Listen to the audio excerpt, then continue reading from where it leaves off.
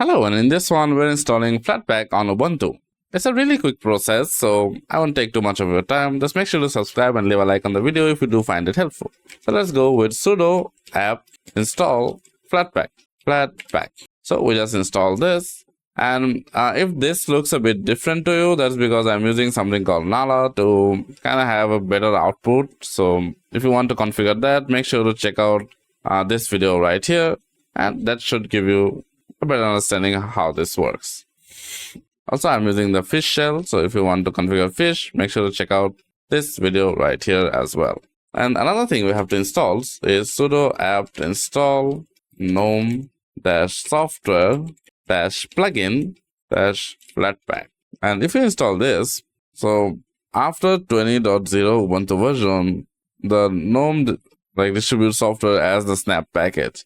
Now, after adding that, we have to add the Flatpak repo. If I just hit add, if I just do this command right here, let me just make this a bit smaller.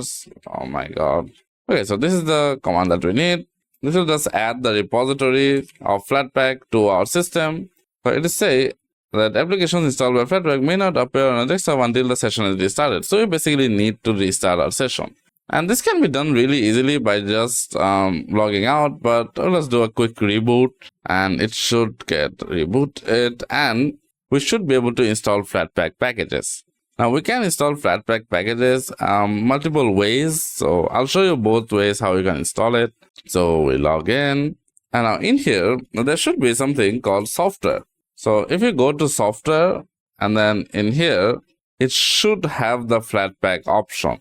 And now, let's say if I search for Ubuntu, or not Ubuntu, my bad. If I search for Chrome, you can see there is like dev version and Chrome version. If I go in here, you can see it says Flathub. So this will be installed Flatpak package. And if you just press install, it will install it on our system. So let's just do that. And this will install it on our system. Now, this is one way to install it.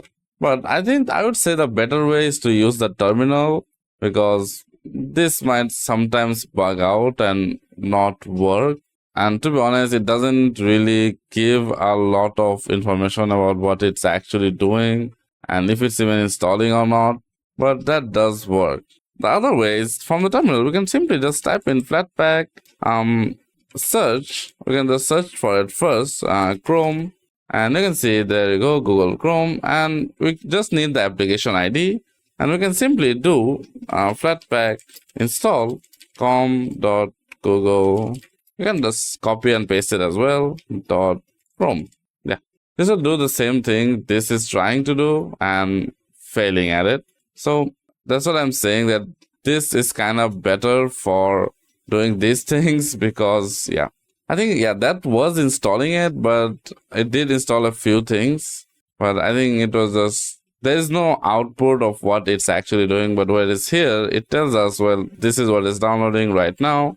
So yeah, so the app is installed, and the good thing about this is, it just installs it to our system and we can just open it from here. But you'll quickly notice that the UI is not quite what it seems.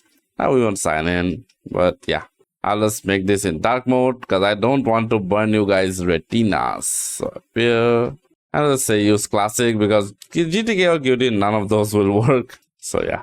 And you'll notice that if I go to software, it does tell us that it has been installed. So there you go. It is installed and it is from Flatpak, and we can uninstall it from here. But the thing with, like I said, with this is it doesn't show the progress of it, but like this, it does show the progress. So yeah, that's how you basically set up Flatpak on your Ubuntu system. If you did find this video helpful, make sure to leave a like on the video and subscribe to the channel for more content on Linux overall. So I'll see you guys in the next one. Bye.